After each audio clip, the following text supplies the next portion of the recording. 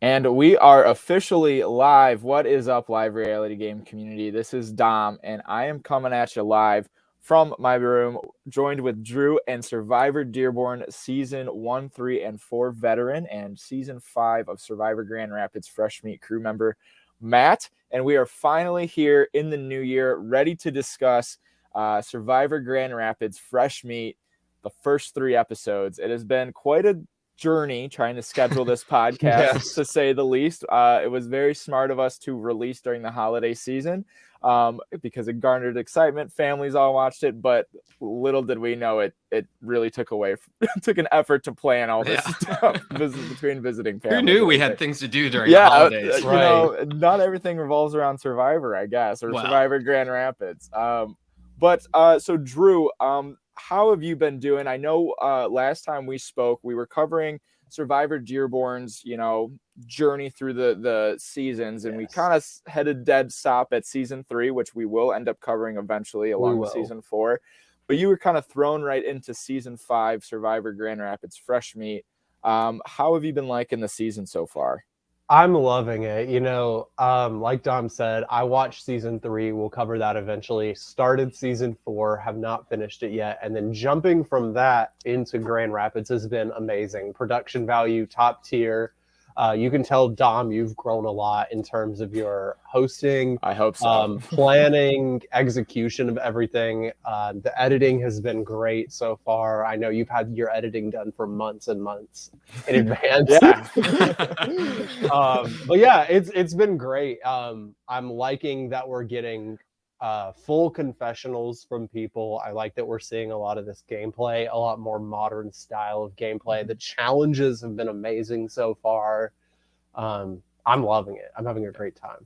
Thank you. I'm glad you're enjoying it. And I couldn't have done it without the crew, of course, who were there, which leads it into Matt. Matt, you were there watching the whole thing, but you were behind the scenes, or I guess in some of our episodes, you were in front of the scenes, whether we like it or not. Steal the spotlight. Can't help it.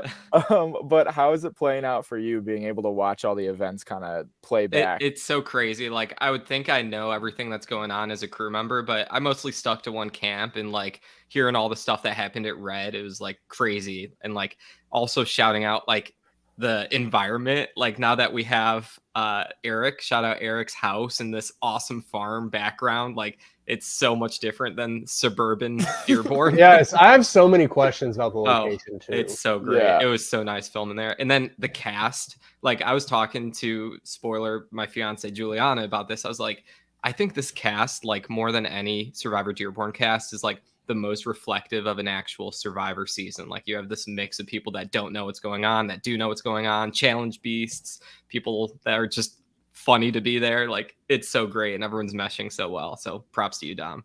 Thank you. Definitely. Thank you. Yeah, I'm glad everybody's able to take the chance and be able to watch it out. It's been a blast to edit. And up to this point, we have 3 episodes out, but 4 people have been eliminated. Spoiler. Yep, spoiler alert from here on out, I guess. So basically what we are looking at is episodes 1 through 3 cover the first day of this 3-day game. And we're going to kind of jump right into it from the start because we do have a lot of ground to cover, and I want to be able to kind of make sure that we touch on all the bases. We would love to have Kristen, or I guess we would love to have the eliminated contestants come on and share their stories. But we weren't able to make that work. But for the future episodes, hopefully we are able to. But yeah, let's hop right into it. Drew, I guess the first question that I have before we even kind of talk about gameplay, I brought everybody in onto the mat. We had our blue Ionia tribe and we have our red Cascade tribe. And they, came into the game. Was there any immediate standouts for you just based on their opening confessionals that you had your eye on from the jump? So I think I think the first thing I watched, because I didn't want to be spoiled on anything that happened in Dearborn. So I didn't go in and watch the meet the cast because I didn't want to be spoiled on anything that happened. But I think we're kind of past that at this point. I still don't know who wins. I still don't know who wins season 4. I blocked that part. Oh, good. That's good. But yeah, It's time for me to come out. I am the biggest Tom stan, I think, on the planet. I am obsessed with Tom. I want nothing more than Tom to be a unanimous winner of this season. I love Tom. He is such a dork, and I love him so much. He was the first person that jumped out to me on this cast. Other than Tom, Addison jumped out to me right off the bat in the first part of the first episode. Who else jumped out to me? Of course, Jen and Ryan returning is really fun. Liam, I think maybe didn't immediately jump out to me, but as the episodes have progressed, he's starting to really stand out to me.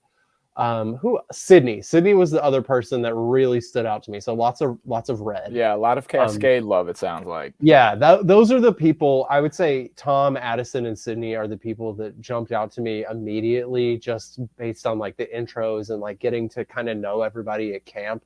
Those are the three that I've had my eyes on the most. Yeah. So I going into the season was a very, very weird season to go into for me. I didn't really know how a lot of gameplay would come out, like what the gameplay would even be, I guess, with this, group of people. A lot of them haven't even, heard of Survivor, maybe just heard from word of mouth that we were doing it and came in and played a lot, maybe watched it or knew people here and there that were in it. And so it's a very diverse group of people that, have a varying knowledge in it.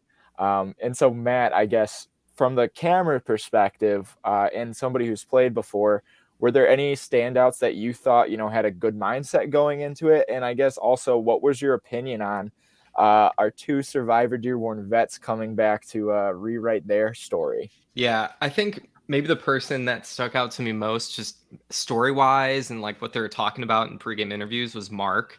He came all the way from Florida. Like, he is the #1 Survivor Dearborn super fan. Like, he had the classic, like, oh, Jeff Probst is in front of everyone. And then the super fan says, I can't believe Jeff Probst is in front of me. And that's what he did with you. And I was like, oh my gosh, that makes so much sense.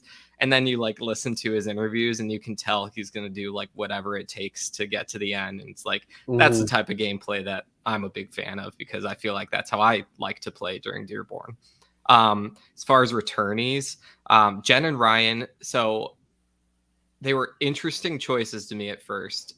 Ryan, I thought, had a case for it. He had Ryan makes sense. Yeah, he had a disappointing season 4 vote out. He played really well season 2, and I think he still had a lot of story left to tell. So I remember thinking going into it, like, I could see him making an impact, going far. But Jen, to me, like, I told Dom, she was a little bit of a head scratcher. Like, she went out early season 1. She went out early season 4. Yeah. There wasn't that much to tell. But I will say the other person that's jumped out to me and throughout the first 3 episodes is Jen. Like, she has shown the difference between someone who's played the game and who hasn't. Like, you can tell she knows what's going on. She's taking the strategic reins. She's starting to build a reputation, for better or for worse, but like, she's really doing a great job driving this story on Blue Tribe, as well as driving this like hidden understory of how this relationship will go with her and her sister Bridget. So like, I think at the beginning, the first episode, there is this like cut between the two giving confessionals about being sisters. And like, Jen perceived it as like, oh yeah, we're going to totally work together. And Bridget was like, when it gets to it, it gets to it. We're going to cut each other's throat. So like, it's going to be really exciting to see how that all plays out. Yeah, I think that was one of the coolest things about bringing back Jen and Ryan, more so Jen specifically, because Jen kind of was the, I guess, for like inspiration to even bring back people. Like, the term was fresh meat, and my original intention was to be able to bring back all these players, or bring in a new batch of players to be able to like experience it. And the more that she messaged me like on a random day and was just like, Dom, like, I just started watching Survivor for the first time. I can't believe how terribly I played season 1 and season 4. Like, I need redemption. Like, if you ever do one again. And I was like, you know what, maybe, like, whatever, like, played it. And then it finally just kind of clicked that we needed a bridge to be able to bridge Survivor Dearborn into Survivor Grand Rapids. And you kind of see that with a lot of our, significant others playing from our Survivor Dearborn people, a lot of their significant others are in the game playing and, you know, carrying on their legacies and making their own, blazing their own trail. But it's really cool to not just only see, I guess, the production level of things increase, but also see how like 4 years can change somebody's gameplay or not if you're, you know, Ryan. No, but like Jen has like her level of gameplay like right now is like, I think it's incredible. Like she is up there with like some of the best that I've seen. Like, oh, okay, Drew. I have mixed opinions. We can hop into Jen's gameplay in a hot second. Drew, I am curious to know what your thoughts are with having that underlying relationship with Jen and Bridget in the season. I mean, it happens on reality shows as well. I just finished binging The Traders UK. They had a dating couple who were on and they didn't tell the cast. I mean, we've had Blood versus Water seasons. You did a Blood versus Water season of Dearborn. And of course, I mean, in the grand scheme of things, for Grand Rapids specifically, I don't know that it's that big of a game changer because you have people coming in who already know each other. Anyways, if you were doing a cast of all strangers to each other and then you brought in a secret sibling pair, then maybe I'd be like, not sure how I feel about this. But because you have so many pre-existing relationships coming in, plus you have, you know, also Ryan coming in who's played twice, I think it's fine. I'm down with it. I wasn't mad at it at all. I'm interested to see how it plays out once they end up together, if they end up together at any point in the game. I'm interested to see how the dynamics will play out because they're playing very different games. Yeah, it's gonna be fun, and watching them play, you know, at least at the beginning in the first 3 days on their separate tribes, it was in the back of my head, how is this sibling pair gonna play out? We have had a variety of siblings that have played together and to varying successes. We had the Iquinella sisters who basically, you know, ran, you know, laps around season 2 cast. You had the Godin, one of them at least. But the Godin brothers were meanwhile also running laps, at least one of them around the season 3 cast. And then you had the Divis siblings who were just kind of there, you know, trying their best.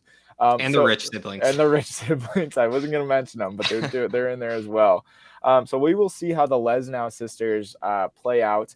And if the cast catches on to their little secrets, we will see how that goes. But yeah, I'm wondering, my question about them is, obviously Ryan and Jen have that connection being previous players, but who else knows either of the sisters coming into the game? So that's a great question because absolutely nobody really did. Okay. I tried to explain it in the edit a little bit to a varying success, I guess. But basically, we had somebody drop out last minute, and you know, I was looking for somebody, and Jen said her sister was, you know, big fan of everything, and so I was like, you know what, shoot my shot. We'll bring Bridget in, and Bridget was down to do it. She drove out there. She's our youngest contestant on this season at 20. Really?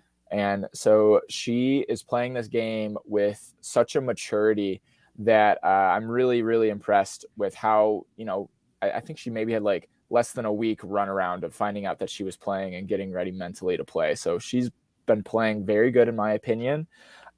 Nobody knows really that Jen had a sister. I think like they were 4 years apart. So when Jen graduated, her sister was coming in as a freshman the next year. So like this whole group like really doesn't know. And I think it'll play to their advantage. There's a moment that Tom asked Bridget what her last name was, because Bridget said she went to our high school. And she said her last name. She said her last name, and Tom just like looks and he goes, okay. Like to connect any dots there. And it's a moment that's funny in hindsight looking back at how, you know, easily they were able to play it and nobody even questions it. And that's just kind of the mentality that we see not only in this, you know, in the early stages of the game, but just as the fresh meat cast and whole. I think everybody's just very willing to trust. I think we're seeing that. Yeah. So you said Bridget was the youngest at 20. Who's the oldest? I think Liam might be. Liam might be the oldest at 24. 25 or 26. I'm not sure. Tom, one of them are. So much diversity in age, Tom. Well, we try. We try. But I guess flipping the script back into, going over everything. We kind of went over our big introductions. We had our veterans come back. We had our sibling twist that's under the radar. Nobody really knows what's going on. We had our next twist, which was having the idol clues hidden in the buffs. And that was handled in two very, very different ways. Addison found it on the Cascade tribe, and Zoe found it on the Ionia tribe. Drew, how did that play out for you? And were you kind of expecting something like that for everything to unfold that way? The moment Zoe found that clue and we got her confessional about it, I was like, this girl is cracked, and I love her. I don't know, Dom, if you remember from Survivor LU season 1, Addie Grace. She gives me Addie Grace vibes, and I love it because you really aren't sure what's going to happen. Because Zoe, to me, gives the vibe of like, I don't know how big of a fan of Survivor Zoe is, but she gives me the vibe that she thinks she knows what she's doing. But I don't know that she does. I'm interested because I don't know, because Red lost all those challenges early on. I think Zoe probably avoided being one of the first 3 boots. I'm surprised she was able to recover from that blunder because everybody on her tribe seemed like they were like, okay, yeah, she's got to go. But I think that Zoe's great TV, and I can't wait to see what more comes from her. And then who got it on Red? Was it Addison? Yeah, Addison. I mean, everybody knows he has the idol now. I wanted to say I'm shocked he didn't play it at that last tribal council, but it makes sense when you have No, I don't know. I'm confused with Addison. I love Addison, but he confuses me. I don't really know what he's doing. We can delve into Addison's brain in a second. But I do want to kind of circle back to Zoe because that was a very, very unique way of her finding the idol, because I think it really does approach like her knowledge of Survivor. She's another person. We did used to do day-long games of Survivor. They were drinking, you'd go out, you do your drinking challenges. It was a lot of fun. We did a couple seasons of that. Zoe was on one of them, and Zoe accidentally volunteered herself because she just straight up said, I'm not good at challenges. And so she got voted out pretty quickly. But she's another one that messaged me like, Dom, I can't believe like Survivor's so good. And so she would she's only seen a couple seasons, but the ones that she has very much enjoyed. And I think she, understands the game, is not nowhere near a super fan level, but she understands what she needs to do, but also gets caught up in the moment of what is happening in front of her. And she almost has a very similar super fan charm to her of yep. I have a clue. What do I do with this? I think it's she's one of my favorite people on the cast, and she brings such a good charm to it. I like her energy a lot. Mm-hmm. She's very high energy so far. And then we have so she opens up the clue in front of everybody. Mark sees it over her shoulder, and that was a bonding moment over on Ionia's tribe. Mark shares that information with Ryan, tall Ryan, Blue Tribe Ryan. I don't know how we're going to call him for at least this podcast. And then Taylor, so Blue Tribe Taylor as well. Really doing me a favor, Mark, making these alliances. But that was kind of our first introduction to gameplay, I feel like, at Ionia. Mm-hmm. Drew, how do you think that dynamic at least started? And, what were your thoughts on it? Ionia, I guess Matt can probably shed more light on this, or Dom, since you have all the footage. Ionia, the first episode, I was just kind of like, I have no idea what's going on. Because it starts off, obviously, Zoe finds this clue, shares it with a couple people, but also, everybody knows. And I don't know. I feel like since that first episode, we haven't really gotten a ton of Zoe found this clue and didn't share it with us because everybody knew she had it.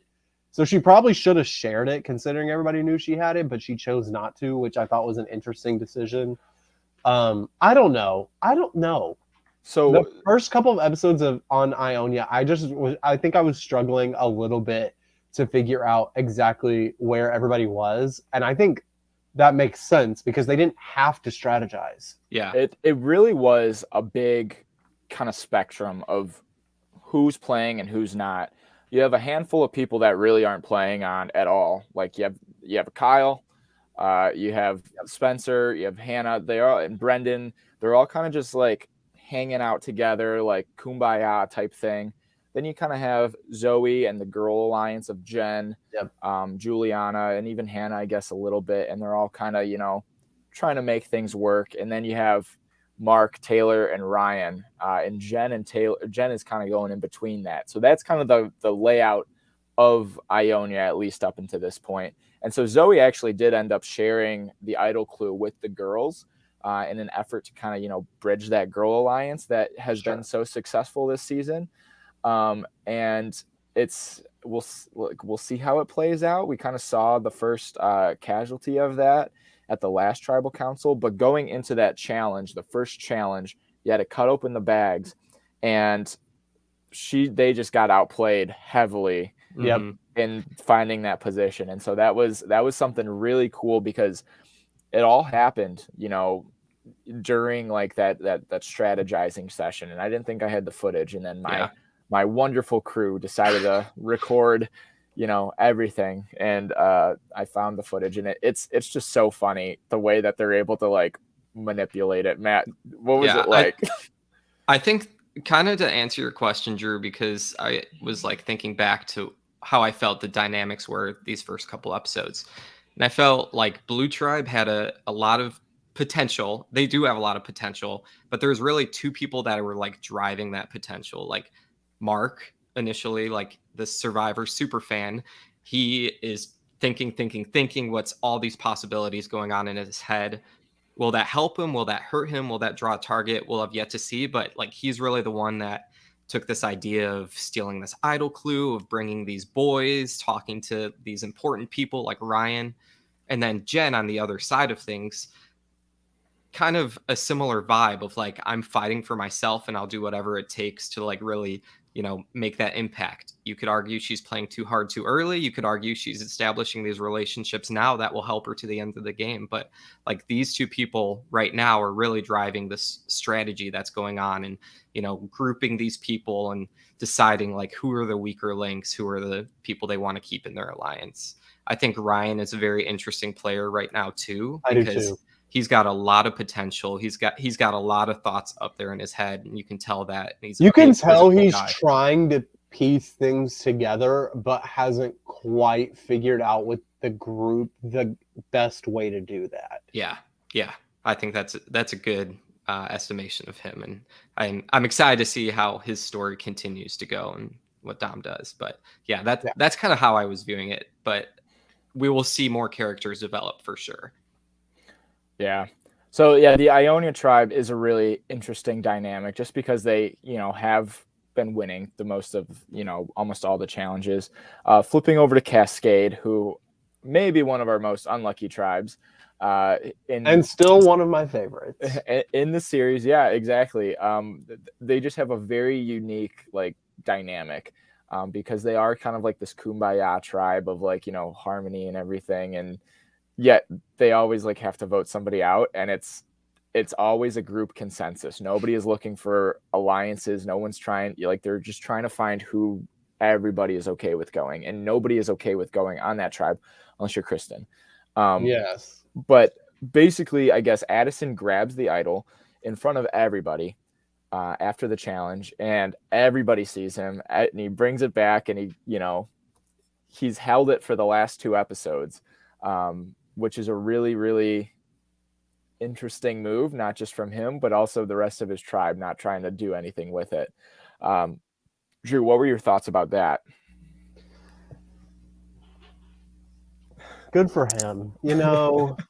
If he can do all that without the target being put on him, which we see, that it eventually is, good for him. I mean, I think the thing with that tribe, with the Cascade tribe in particular, is because that tribe has so many personalities on it that people can get away with a lot more. Whereas you see on Ionia, people trying to be sneaky, people like Jen trying to play both sides are getting caught onto because people are, I don't know. I feel like the blue tribe is being a lot more observant, whereas the red tribe, like you said, is being a lot more kumbaya. So people can get away with a lot more on that tribe. And even when they had the opportunity to make that move later on against Addison, they were like, no, we're not. Yeah. I feel like I was thinking about this. Like, if I could so far describe Addison as a character, he's kind of like Peter Parker, maybe Spider-Man, of like, he gets hit with the Ben quote of like, with great power comes great responsibility. He has this idol, like that's big for him, but like, is he going to take it to the next level, like use it to create some good gameplay, get someone out that he needs to, or is he going to let it get to his head a little bit, like we see in episode 3? He's already like, should I play it, should I not, what's going on? There was like no target on his back, so I'm excited to see how that plays out. Personally, I don't see either of those things happening. I don't see him letting it go to his head, but I also don't see him using it to leverage his game up anymore. I genuinely think he's either going to get voted out with it in his pocket, or he's just going to successfully use it because he's going to be warned. I haven't seen the strategy from him yet necessarily to be led to believe that he's going to use it smartly outside of just actually saving himself with it. But then again, this is a complete disclaimer, y'all. The only live game I ever played, I was first boot in. So what do I know? It's quite the interesting comparison when you look at both Ionia and Cascade. I think going into that season, Ionia had the most people that had at least seen Survivor before, and Cascade had the most people that had not seen Survivor before. Which makes sense from what we're saying. It's really funny. Somebody that one of my favorites to at least get the perspective of what's going on over at Cascade is Claire, because Claire, at least on one episode, was like, yeah, everybody's just like throwing out names and like with no regard to like who's standing around them. Like, it's just kind of like, yeah, like, did you see Tom over there? Did you see like so-and-so? Like, and it's kind of like the Wild West over at Cascade of just, hope you don't get hit by a stray bullet. It also feels like at Cascade, everybody's name is being said, and then everyone is going to the person whose name is being said and telling them that their name is being said, which is always fun. And the best part about it is most of the time they aren't doing anything about it. They're just kind of like doubling down on going for somebody else. Yep. Like it's like, I mean, I guess it's the worst part about it, but we saw with Kristen basically just, volunteered herself. I do really appreciate her coming out and playing, and from a host level, it makes it so much easier having to snuff the first torch if they don't want to be there. I still think we had a really good dynamic going into that episode, because it did kind of draw up a lot of still discussions and kind of showed where the alliances are at least starting to form. Yeah. And then we saw Ryan get injured in episode 2, and he was just kind of a mercy kill as well. Okay, was Ryan actually okay, or was he just pretending he was okay to not be voted out? I think both. I think he was actually like, he, once he kind of like everything, came back to him, and he kind of understood like where he was at, like in the game, not like, fatigued, like, like concussed, right, where he was at. But once he like kind of came back and like understood that his name might be out there and people are perceiving him, he just tried to tell people he was okay, which just came off more overly like, guys, no, I'm fine, right? Like it's fine. So it was a really interesting dynamic with Ryan coming back into the game. So that was like more of a consensus vote as well. And I think the first time we truly see that divide is with Teo and Claire in episode 3. And the interesting thing, Drew, you kind of brought up, like, it seems like everybody's name is out there and people keep coming back to it, but there's a few people whose names aren't out there. And it's like Liam, Sydney, and Bridget. And they're all kind of just like, nobody's touching them. Well, and Tom, I will say, so Tom's name obviously was brought up in the first episode. Tom's name was brought up in the first episode. Which I was not happy about, because if I was going to have another winner pick be first boot in your series, Dom, I was going to close my laptop. But we see people mention in episodes 2 and 3, people like say like, well, what about Tom? And then other people immediately being like, no, we're not doing that. Yep. Somehow Tom has completely I don't know, whatever the word is. He's put himself in a good position on his tribe, which I love to see. People are looking around Tom, which I'm loving. That is one of my favorite things about Tom as a player. Drew, you kind of used the adjective dorky to describe Tom's gameplay, and I might agree with you a little bit. I think you can see the gears turning in his head on how to play the game. He had absolutely no knowledge of Survivor. He showed up on Thursday night before we started filming. We threw on a Survivor episode, and he watched maybe the first 20 minutes of it and was like, oh, so that's what I'm about to do for the next 3 days. And the way that you like after that first reward challenge where he just gets his bottle knocked off, and you can just see like, I need to step it up. And he's got the focus, he's got the speed, and he is one of the first people to start an alliance with Sydney and Liam and note that like, hey guys, like we came from Detroit, like we know each other, let's at least start off with this. And that's been kind of the voting block that has gone through Cascade, at least throughout this first couple episodes. I'm not sure if that translated that well on the screen. When that alliance was officially formed and presented to the viewers, I texted Dom and said, these 3 people being in alliance together is literally a dream for me. Yeah. I hope that Sydney, Bridget, and Tom can ride it out as long as possible, and I hope that that's the final 3, and then Tom wins unanimously. Yeah, and it was a really interesting alliance to kind of form because, like that group at least, like most of them had not watched Survivor before, and the Grand Rapids people of all people are just getting picked off one by one, and they've been hanging out with me for the last couple months. I don't know why they weren't taking notes. So it was really kind of cool to see how the game came to develop over at Cascade, and it did become more of like a kumbaya on the surface, and anybody that wasn't catching on to it was just being picked lower on the totem pole. And unfortunately on episode 3, I think Teo was on the chopping block for that. It's so amazing to me, like looking back, because I didn't experience Red Tribe that much. Like I got to give a shout out to Liam for these first 3 episodes, because like he echoed something in the first episode about like confidence, like whoever's not confident, we're getting out. And then like later on you hear like 1 or 2 people like echo that same word. Like I think Claire has a confession where she's like, yeah, you know what, Christian just didn't look too confident in that challenge. I'm like, oh my gosh, these people are like buying into Liam's rhetoric. Like he is the biggest man out there by far. No one's intimidated by him. He's just able to bring everyone together and as a group like pick out who it is. So like I'm impressed by him so far, of his ability to stay under the radar or be protected by his alliance but still control the vote. Yeah, Liam is really impressing me. I mean, I expected for him to be a good physical competitor, but his social game is really impressive to me. We saw, especially in episode 3, with him moving group to group, person to person, trying to figure out, are we going to do Claire? Are we going to do Teo? Are we going to take this shot at Addison? And then I don't think we really saw in the edit whose call it was officially to not make the move against Addison, but that felt like a Liam thing to me.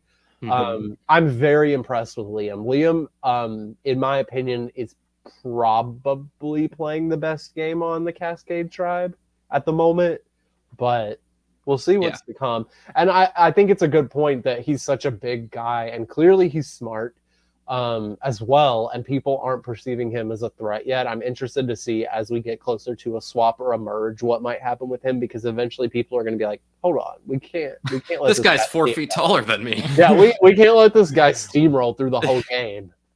To answer your question, I left it out of the edit, but it was a Liam call, but it was more like a joint Liam, Sydney, kind of Tom call. Like they were entertaining it quite a bit. And I think what Liam was trying to do was, at least put the feelers out for, Claire, Teo to like latch on. And then when the timing was right, he'd go over to Addison, tell him about the idol, maybe flush an idol with it. And then he went back to Claire, I believe, like right before the vote, and was like, hey, like Addison plan isn't really coming to fruition. You're on the chopping block. And so that was when Claire kind of like panicked and went straight back to like the Teo vote. And so the Teo vote, I'm still kind of confused on it. I think it was just a matter of perception. People perceived him to be very, very close with Taylor, despite Teo kind of multiple times the previous episode targeting her. I think people just, automatically grouped Grand Rapids people together, and Teo and Taylor are very close outside of the show, but I think Teo at least came in with a blank slate and was actively trying to work with people. I can share behind the scenes if this is, you want to hear a fun kind of double down story that really didn't make the cut, not just because I didn't have enough footage, I guess, for it. But Sydney actually pitched Tom to Claire. And I think that was more like a pitch, just trying to like, get the dirt off of Claire, like maybe keep her calm if she was going out. Claire then goes to Teo, says Sydney is throwing out Tom's name if we want to go Tom. Teo goes to Tom and says, Tom, Sydney and Claire are trying to get you out. Tom goes to Sydney and goes, are you trying to get me out? Sydney's like, no, Teo's lying. And that just doubled down on Teo. That's so messy. And Sydney. so it was a very, very messy thing that I couldn't put the pieces together. And it was just kind of like irrelevant because Tom's name wasn't actually like on the chopping block at all. But it really kind of just doubled down on Teo after Tom got information that Teo was targeting him. So it wasn't really a Tom call, but it was more like Liam and Sydney managing where everybody was going to be happy, I guess. Yeah. So that was kind of the discourse from the last episode, from episode 3. We did have a very, very big blow up at, not blow up, I guess, but big strategy sessions over at Ionia. Drew, were you able to follow that, or do you need some clarity on what the Ionia Boys and Girls Alliance were cooking up? Okay. So from my understanding, I tried to keep up, but I was not doing good with names on Ionia. So obviously we have the Girls Alliance. I think the guys kind of naturally were like, okay, the girls are together, like we're together. Yeah. And then Jen is like, but what if we didn't do that? But then the girls caught on to it. And then past that point, past them catching on to Jen trying to play both sides, I think I got a little confused because Taylor's somewhere in there. Yep. So basically what we had going on before we went into the challenge was we had this Boys and Girls Alliance, and the girls were just, openly talking about it in front of Taylor, and Taylor's obviously, in cahoots with Ryan and Mark. And so she is meanwhile feeding all this information to, Ryan and Mark. They want to go for Kyle, and she's telling Kyle about it. So Kyle is in the loop somehow. And meanwhile, Jen is trying to branch off from the Girls Alliance and create a subtle alliance with Ryan because Ryan has the idol. Meanwhile, Jen also has Zoe in her back pocket, and Juliana is starting to catch on that, Jen's going off with so-and-so for a long time. Taylor's going off with so-and-so. Taylor throws in a big lie about a idol clue, even though Zoe's clue very clearly says that there's an idol at the challenge. But like no one bats an eye. Taylor says like Ryan said that it was a clue that had a water droplet on it. And Juliana just goes, yes. Oh, he lied to you. Like this is what, and Taylor's like, I don't know. Like it's a very, very messy situation because it's almost like they just went stir crazy and they weren't able to figure out what was happening until they actually lost. And once they actually lost, the divide started out with the girls going for Kyle and the guys going for Hannah, because Hannah is from Grand Rapids and told the Cascade tribe that she was really close with Addison and Taylor and Teo on the other tribe. Just naturally in conversation outside of the game, like she just told them, not thinking anything of it. Then you have people like Mark who take that and run with it. It's told everybody on the tribe that Hannah was, strategizing, but also Hannah had a back injury. So it was kind of easy to pin a vote on her. And so there was kind of like a standoff right there. And so the girls realized that they weren't winning that standoff and just offered Taylor as like kind of collateral and was like, hey guys, Which makes sense until you realize that half of the guys are in an alliance with Taylor. Yep. Yeah. It's so funny that Girls Alliance was like what was spoken the most, but it's so clear that there's a much stronger and closer Boys Alliance. Yeah. And well, that's one of the funniest things to me is that Mark is so meta in like his knowledge of Survivor that he is very clearly like trying to like deflect like any angst that may come his way about, going against a girl alliance. He's like, they're doing it first, like we did, and he keeps like bringing this up, and it seems like he's more worried than like anybody that, there's a girls alliance and they're coming for the guys, even though the girls are just very obviously like, it's just Kyle. Come on. Like, yeah, it's Kyle. Anyways, we can go into what the Rat King's got up his sleeve. Kyle. I'm confused. Kyle is one of my favorite people to come and play the show. The fact that he's made it through 3 day, or I guess 3 episodes is what I was saying. It's a miracle. He has come and played my day-long version twice and probably didn't make it past the first hour both times, because it's not that social from what he says. Yeah. And Kyle is also the type of person that opens up the longer, he gets comfortable with people around him, and seeing him kind of go into night one, surviving the vote and actually kind of like playing the game. And we see that at the start of episode 3 when a light bulb clicks in his head and he realizes like there's 2 alliances right now. I could be the vote breaker from what he says. And in Survivor terms, he could be the vote split and they're the swing vote. And he's kind of like learning this game on his own terms. And it's a really interesting gameplay that he's doing. I don't know. Is he a Survivor fan? No. Okay. He makes bird bass in his free time. I couldn't tell if he was a Survivor fan or not because I can tell he's thinking. And that's he's just not like doing. No, he's very, very reserved with everything. And he's another one that I love having behind the scenes. The camera people have to fix him every time. He'll be like, yeah, we just got back from the confessional, and like he's talking about tribal council, like and he doesn't know the terms. He's like the immunity items, like he's kind of like learning the game on his own. And it's kind of like Tom in the same sense, but just 2 different spectrums. Both are learning the game and how they're going to maneuver through it.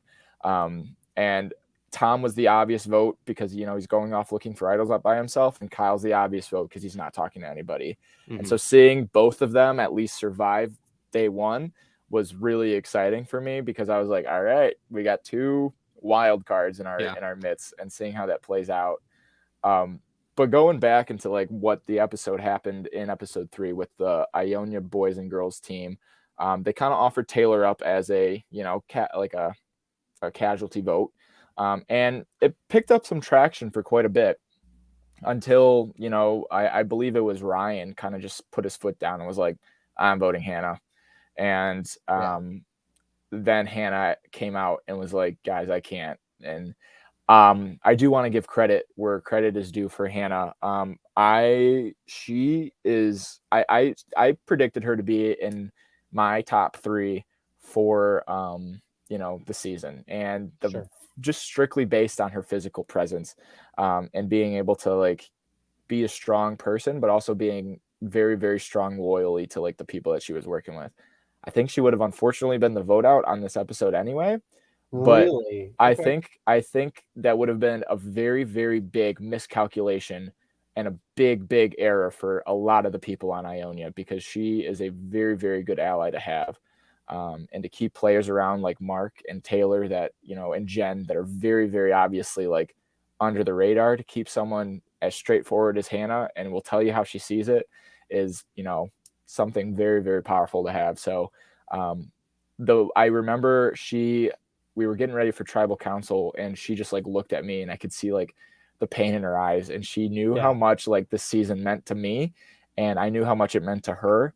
And for her she kind of just like shook her head, and I was like, it's okay, Hannah. Like we'll handle it at tribal. Like we'll do it in a good way, because she was about to like sleep on that, porch on that cement with a bad back. And I do want to note, Hannah has been to the doctor twice for her back within the last like couple months, and it still has yet to heal. So she's a champ, and it was really, really tough for me to see her go out the way that she did, because I knew she would have been a force in the game. Yeah, I was really shocked. I mean, obviously Hannah's name had been brought up in the strategizing, and I had no idea which way that tribal was going to go. And when she did say like, yeah, like I can't do it, I was genuinely shocked, and I was not happy for her, or for obviously you don't want to have anybody, not quit. She didn't quit, but like she had to go. Yeah, sucks. That was what I mean, Survivor Dearborn is no stranger to volunteers. And I really wanted her to know that like this was not in any case. This was probably our first medevac, I guess, elimination that we've had. Yeah. In our season. And so her having to like go out on those terms was really, really tough.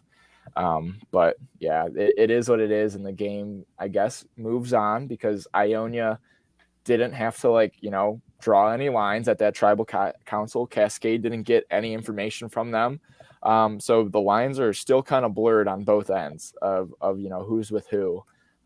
So moving forward, Drew, I mean, we kind of like grazed over a lot of episode 1. Tom, I actually have 3 questions that I typed out for you that we haven't hit yet. Number 1, I want to know how far these camps are from each other, because I feel like sometimes we're seeing camp footage, and then it's just like, oh, there's Dom strolling in the background. Like, is he going to set up a challenge? Like, how far were they from each other and from the challenge locations? So it's just one massive property. Blue Tribe, Ionia Tribe was in the front yard, and Cascade was more in the back left of the property. We ran most of our challenges on the back right of the property, next to like the big barn where I did my big opening speech. Blue Tribe did have a porch, but Red Tribe also had a big gazebo in the back we let them use. It's the way that I run my live games. It's not so much about the survival aspect of it. It already means enough that they're coming outside and willing to like try to sleep outside. A lot of these people, like, that's the first battle to even get them to like sign on, is having them sleep outside. So if I have to give them some shelter or give them some food here or there. That leads into my next question. I think you already know what it is. Yeah. Why did these people get so much food? So it's one of my rules, I guess, loose term rules is they get 3 luxury items. And so going into the season, I would just kind of say like, a lot of people typically bring a pillow. A lot of people typically bring a blanket or a sleeping bag. And then people, bring like food or something like, or liquor, apparently. Some people do bring liquor. This was also a first. But this season, I guess everybody, just took it with stride and went to Costco right before and packed like a whole ton of food. They did win challenges here and there about food.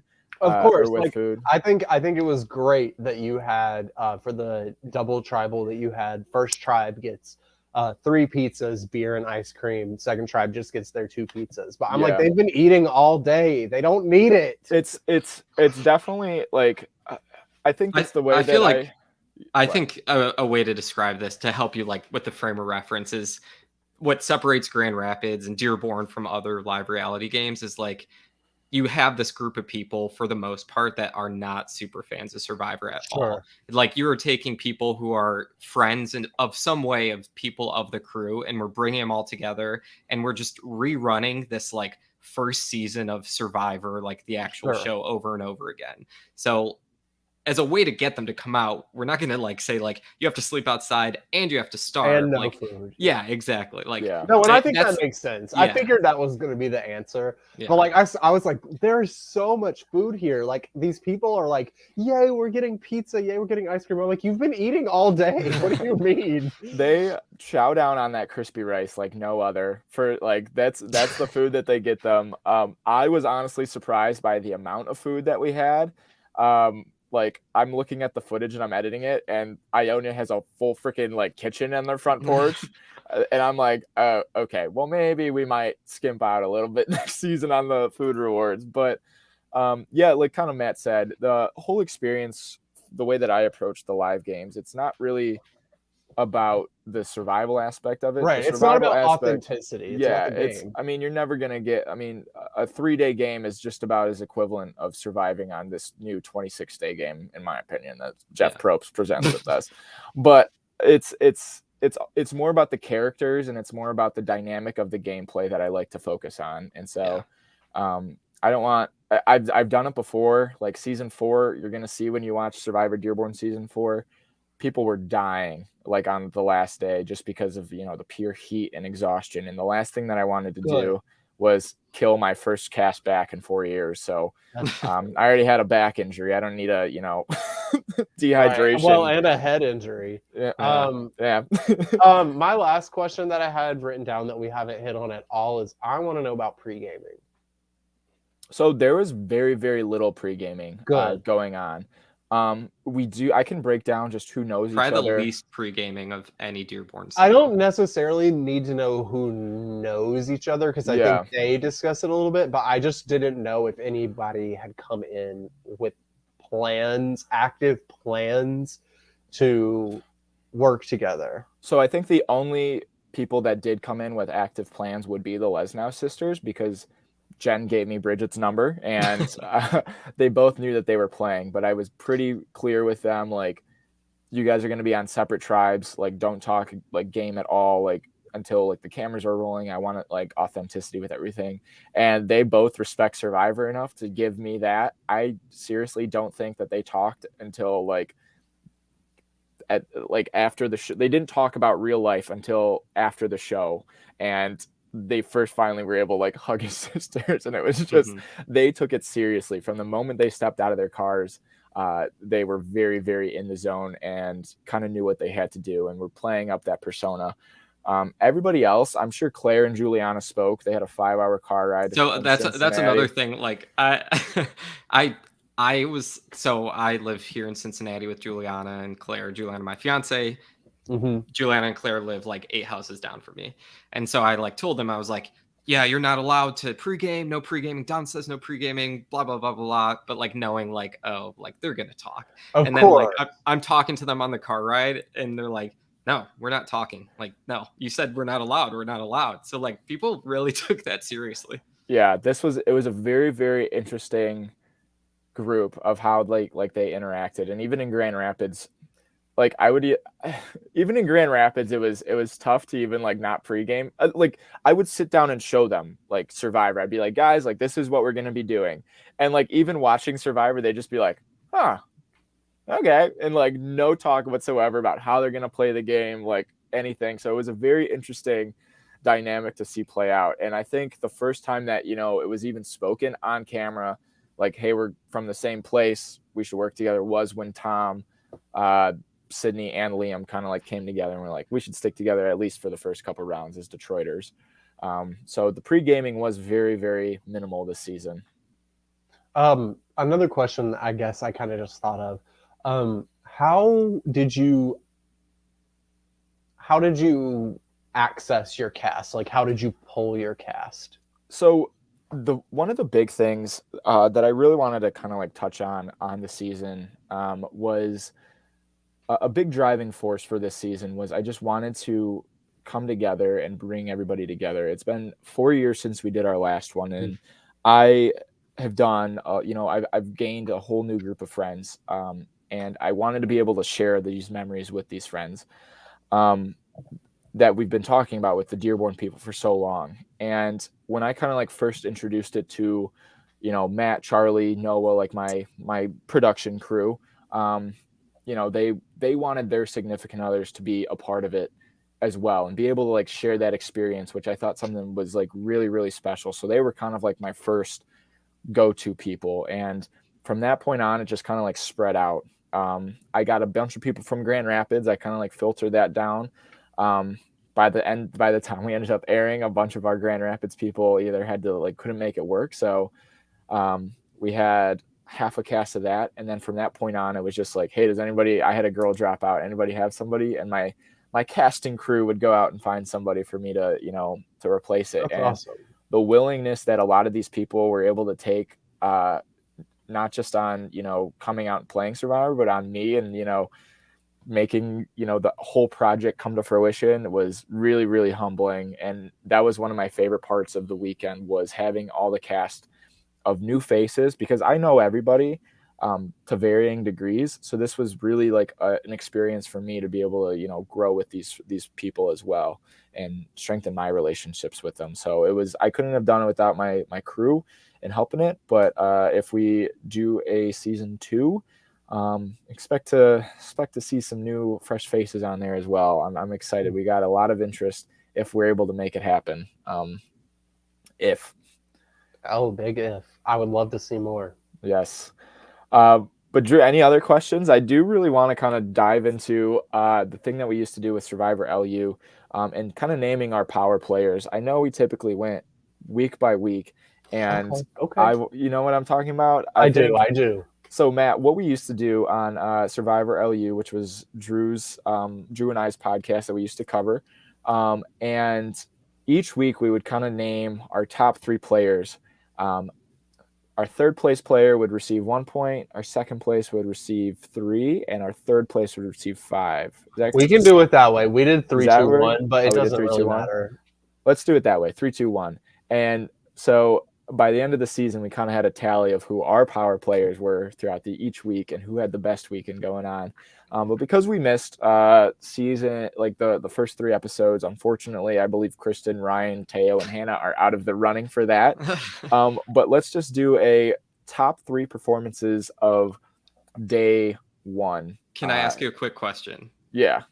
Okay, so is this based on what I've seen so far, or of where I project them in the end? Because this is based on the episodes. What you've seen so far. This is how the players have played up to this point. To win the game? I keep this thinking is about who you Liam. Think based on day 1. Who had the strongest 1 through performance? 3, who is doing the best? Okay. So it is kind of a balance. Yeah. Drew, you want to kick us off? Yeah. Are we starting with number 1 or number 3? Let's start with number 3. Oh, I should have thought before I volunteered.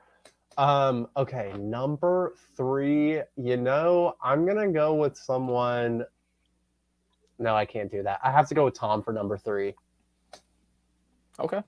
I was going to put Tom at 2, but I don't think I can justify doing that.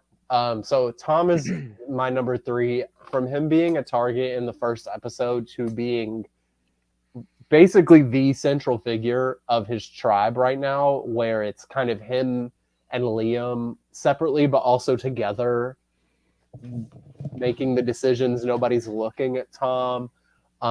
When Tom's name is brought up, it's deflected by not himself, but by other people.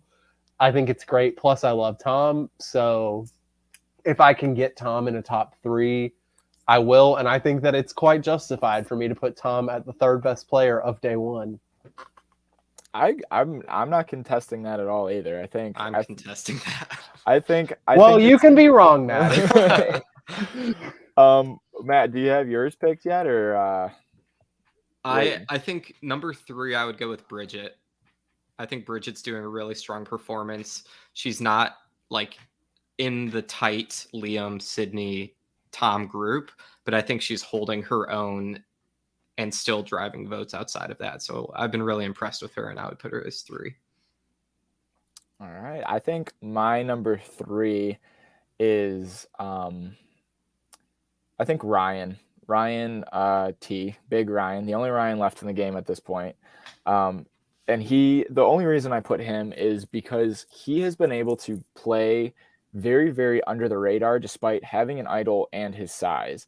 Somehow the idol has still been kind of kept under wraps and nobody has really explicitly talked about it. And people still actively want to work with him. He has Jen coming to him with plans for the girls' tribe. Mark is feeding him information. Taylor is feeding him information. Mm-hmm.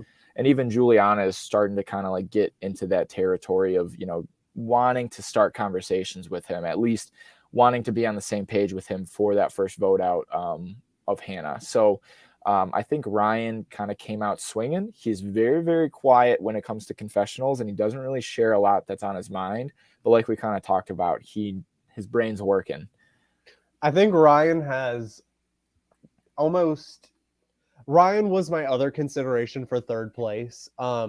He's giving me Danny Boatwright season 11 energy, where you can tell he's thinking. Clearly, he's a physical threat. He has a lot going on, but it's very quiet to the cameras, and other people aren't catching on to it. Mm-hmm. Mm-hmm. And I feel like he's done enough, and to move on, I would slot him into my 2 spot. I feel like he's done enough that separates him from the other boys on Ionia.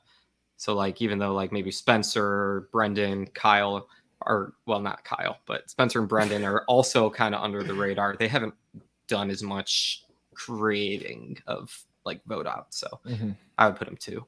Yeah. My number 2, speaking of under the radar, if there's one thing Dom knows about me, it's that I stand an under the radar female. My number 2 is Sydney. I think that Sydney is playing a great under the radar game. No one is looking to vote her out. Clearly, she's physically strong. She's in a solidified alliance. I don't think anybody's thrown her name out at all up to this point. I think she has a good head on her shoulders. Like I said, she's a physical threat. Will people catch on to that? I think people typically catch on to male physical threats a lot faster than they lock on to the female ones. I think Sydney has a great chance. I don't know that I see a ton of winner potential in her at this moment, but I see easily, I think she can coast a merge at minimum. I know Dom, from what I've gathered, tends to prefer maybe larger merges. So I don't know. We'll see. I like small merges, but I think that Sydney could easily coast, assuming she's not swap screwed in a situation. I think she can coast a merge, win a couple challenges, and ride that alliance out. Maybe make in game. I'm liking Sydney right now. Yeah, I think that's a very, very fair pick. Sydney has been in a ton of conversation with who she's got, like on the what she's able to work with, at least on Cascade. She's able to kind of deflect everything. I don't really get to see, at least from an editing perspective, I don't really get to see a lot of where her strategy is. But I do really get to see her social game, just through the footage and seeing who she's talking to and the information that she's able to get out of everybody.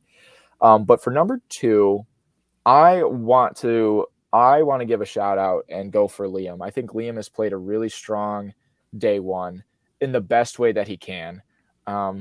He's got a lot of people coming to him for votes, and he's dictating, a lot of them, but it still seems to be behind the scenes. Nobody has really thrown out his name just yet on what he's doing. And he's had some great challenge performances. And yeah, he's kind of been the axe. He's been the executioner, the butcher of Cascade, and just sending everybody home, smile on his face, and that's showbiz, baby. So I think Liam had a really, really strong performance, and what solidified it for me was this last episode where he was talking to Teo, talking to Claire, and talking to Addison, and being a part of each one of their blind sides, and yet talking to them like it was just a meetup at brunch the next day. So I do think he's making himself to be somewhat of a threat, and he's not really doing a lot to help his perception on the other tribe, how he may present himself, but at the same time, I don't really think he can do a whole ton there just based on his sheer size and ability. Yeah, I think Liam has a lot of upside here. I think it's very rare. When you go into these live games, you can kind of tell like, okay, this is like, kind of the nerdy person who's going to be really good at puzzles. This is the physical person who's going to be good at challenges. Oh, this is the social person. And I think Liam has all 3. And it's just a matter of a time bomb of when is everybody else going to figure that out, but they haven't yet, which is why I put Liam at 1. So while we're talking about Liam, I have him at my number 1. I think he is going to have an uphill battle when it comes to a swap or a merge, but at the moment Liam is running his tribe, and he's not running it in the way that someone, for instance, Charlie ran his tribe. in season 2 of Dearborn, where it's like in your face. Everyone is going to Liam. Liam's not having to go to people because people are coming to him. And people haven't caught on to that yet. So I'm totally happy putting Liam as my number 1. And I totally agree with you. I also put him as number 1 with these 3 episodes. Exact same reasons. I think Sydney would be right up against it, honorable mention. But I want to see her start to take a little more control and like instead of listening to Liam, be the one that people are listening to. So if I start to see that, I might slot Sydney into number 1 just because she is more under the radar. My number 1 is a little bit different, and I think it's a really, really out there number 1, especially, but I'm only really going based on how day 1 is going. I'd hate to shaft my under the radar girls. Sydney is somebody that I wanted to put on, as well as Juliana. I thought Juliana has had a really good read on a lot of things going on her tribe, but the only person that seems to be actively doing things on Ionia and seems to be getting away with it is Mark. And Mark has forged a lot of alliances. We will see how that plays out on day 2, but he's formed a lot of alliances and has done a lot of information sharing and has yet to be caught with any of it. This most recent episode, he went from hating Juliana and wanting her out to being her best friend and wanting to vote with her and Ryan. And I think he's talked to Jen a ton. You can't vote out the people that had to fly there. And he knows the game in a really good way. And I think the only person that would have wholly benefited from Hannah going out would be him. And so the fact that, Hannah was going out anyway because of her back, the fact that he was kind of on board from behind the scenes and, but willing to listen to the girls' perspective of who they wanted to go out and entertaining the Taylor vote. It shows a lot of control in that gameplay. There's a great throwaway line from Spencer when he's talking to all the girls in episode 3 where they're talking about, well, we want Kyle, and Spencer throws out like, oh yeah, Mark doesn't want Kyle to go. And just with that quick line, you can tell like Mark is latching on to the fact that Kyle doesn't really know what's going on and would be a great number to stick with the boys. Yeah. So I think day 2 is going to be a really big test for him. To see if he's able to manage those twists and turns that the game has. And we haven't really been able to see a ton from him, but what he's been able to do without even having to go into tribal is a really good base to have. Yes. But yeah, that is where we are at. I can do the tally once I log off because I can't mentally do math right now. Basically we have episodes airing every single Wednesday at 7. Drew, what are you hoping for going into this week's episode? I want Tom to find a super idol. Okay. Power moves only for Tom. What am I hoping for? Okay, I'm hoping.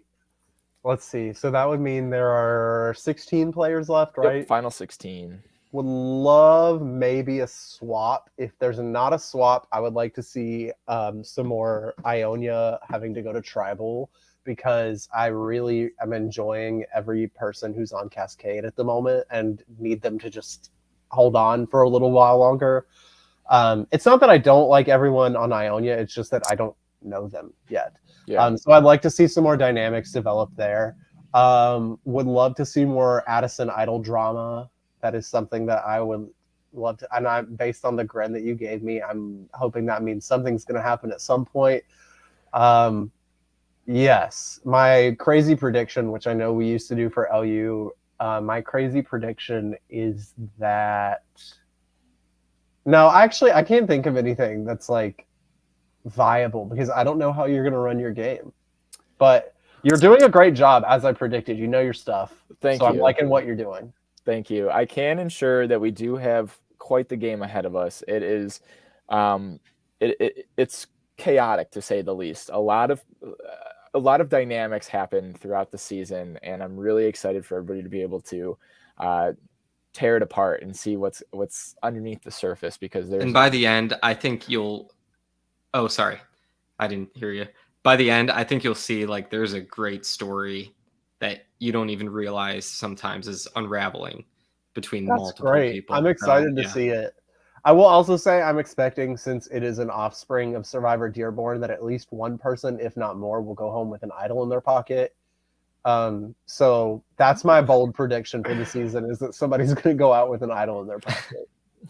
That is a very bold but yet very strangely fair assumption based on the extent of our gameplay from our contestants. But Drew, any last minute comments before we head out? Nothing that I haven't already said. Stan Tom. Yep.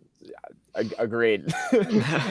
So basically, guys, out in live reality game territory, I appreciate you guys tuning in for this hour-long plus episode of recapping episodes 1 through 3 of Survivor Grand Rapids Fresh Meat. Like I said, we air every Wednesday at 7 p.m. So be on the lookout for that. But any updates on airing or anything behind the scenes are going to be on our social media, Survivor Grand Rapids. We're on TikTok, Instagram, Facebook, all that good stuff. So stay tuned for stuff on those channels. But in the meantime, I want to thank Live Reality Games for hosting us. And I hope that we're able to get a season 3 recap out soon. We're going to try to make these podcasts more weekly and, make sure that everybody get some contestants in here and sharing their sides of the story. But yeah, I hope, Matt, thank you for taking the time and joining us. Thanks for having me, guys. Of course. And I hope we are able to join up again, and it won't take 3 weeks to do so. So keep you guys on the edge of your seats for those listening. Everybody, hope you have a great night, and see you on your TV screens Wednesday night. Bye.